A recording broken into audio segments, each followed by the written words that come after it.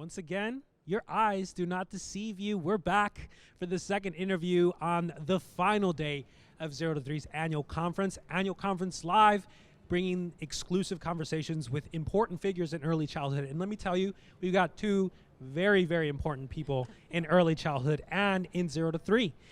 Rebecca Parlakian and Kathy Kinzer, who together make up the parenting program department at 0 to 3. They put out so much great work, and they're both looking like this is beach party. You guys both went for the beach party. Thank you for being on theme. It's an absolute pleasure. Thanks for having us. Thank you. Great. So, lately, I'm a recent college grad. So my thing was always like, I can't believe how expensive tuition is. And I thought like, that's going to be the most expensive thing that I'm ever going to have to deal with. Sure enough, childcare. Yes. Just like college costs, it's just so high. Families have such difficulties affording childcare, even on salaries, even two parents working. So grandparents increasingly are stepping up to the plate to help take care of grandchildren. Can you tell us a little bit about how grandparents are getting involved in their grandchildren's lives? Yeah, it's a really interesting phenomenon. So first, across history, grandparents have always played an important role in raising their grandchildren and caring for their grandchildren. But, I think most recently we've seen that almost, 4.8 million children under the age of 5 are cared for by their grandparent while their parent works or goes to school. That's about 24% of kids under the age of 5, which is the same proportion of kids in formal child care programs. And there's a lot of reasons for that. One is cost of infant toddler care. In many communities, it's equivalent to an in-state tuition for college.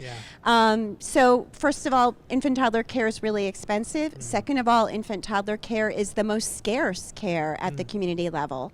And child care is often not available in the evenings or weekends. So if you're a worker in non-traditional hours, really hard to find, care for your child. So grandparents are really filling the gap in a broken child care system. Then they are playing this integral role for young families. So we're just so grateful and so honored to have been able to work on this project. That's incredible. They're really stepping up. And as they step up, we know that certainly you're going to know better than anyone else, recommendations for best practices for child rearing, for child care. Those have changed. Things like putting a baby on their back to sleep, not cleaning, not making sure, not cleaning your plate. That's evolved over time. How can we help grandparents stay up to date on the latest in early childhood development? Well, you make a great point. Things have really changed. When I think back to when people my age were parenting, children rode in the backs of cars completely untethered. Nowadays, no one would think to put their child in the car without a proper child restraint. Research in the last couple of decades has changed in a number of ways. As you mentioned, back to sleep, the research shows that that's the best way to avoid SIDS. We no longer encourage kids to clean their plates. It can lead to childhood obesity, to say, no, you must eat everything. And screen time has really come to the fore, both parents' use of screens and also little kids. Negotiating all of that is difficult. It's really a setup for conflict if parents and grandparents have different ideas about healthy and safe ways to raise children. And we have created, we've created resources. We have a grandparent guide, and that is at 0to3.org/grandparents, where people can find tools to help people bridge the gaps in knowledge. Great. And I know also, as in terms of this work that you've been doing, specifically on the grandparent topic, there was recently a national survey that you both oversaw, specifically for grandparents that have really taken on the role of caring for grandchildren. Can you share some of the results what you Sure. found from this national survey. So, first of all, it was an amazing opportunity, and I think it's the first survey of its kind that really talked to grandparents who are providing regular child care to their grandchildren. We reached out to 1,000 grandparents who care for their children, their grandchildren under the age of 5. Grandparents were all across the U.S.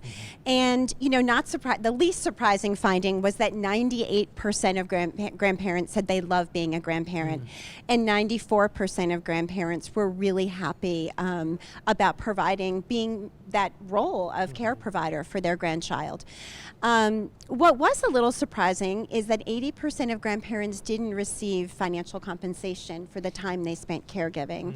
And about, I think, 80% of grandparents were really quite happy with the level of quality and the level of care that they provided their grandchild. So they feel they're doing a really good job, and they're getting compensated in other ways by being able to shape their grandchild's life in profound ways. Right. So. Right.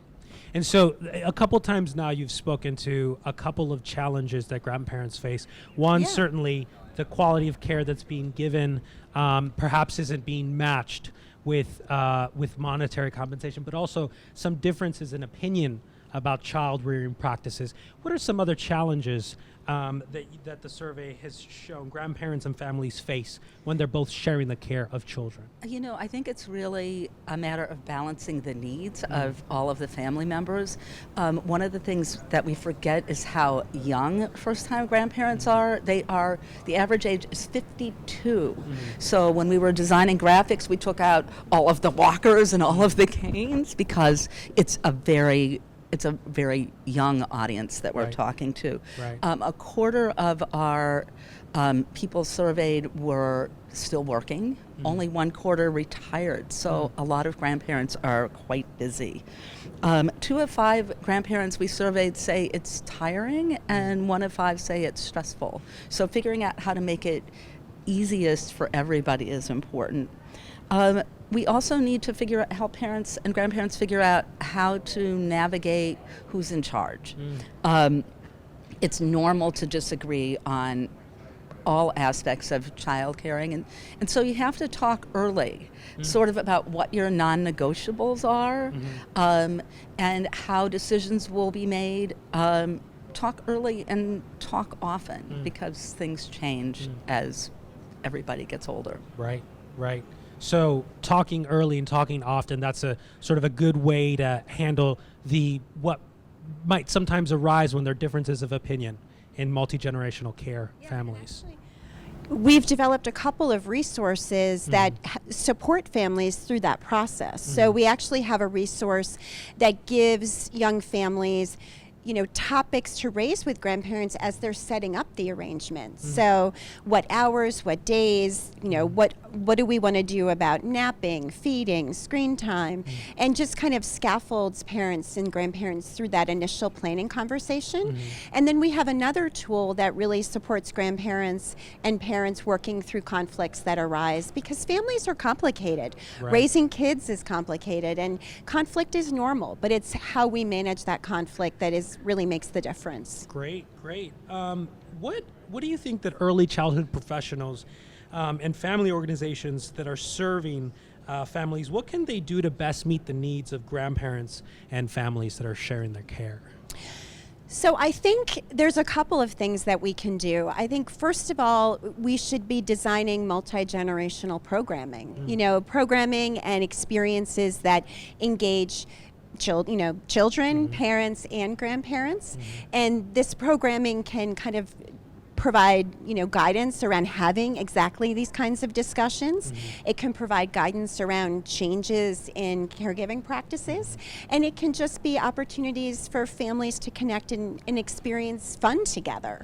But I think we need to be creative about how we reach grandparents. We should meet them where they are in the community, and that may be in early care programs, but it may also be in community centers, senior centers, public libraries. So really reaching out in very intentional ways to grandparents and making them part of the experience. And I think the other piece is validating the tremendous experience and perspective that grandparents bring. In our survey, grandparents told us they had a lot more patience now than they did as parents.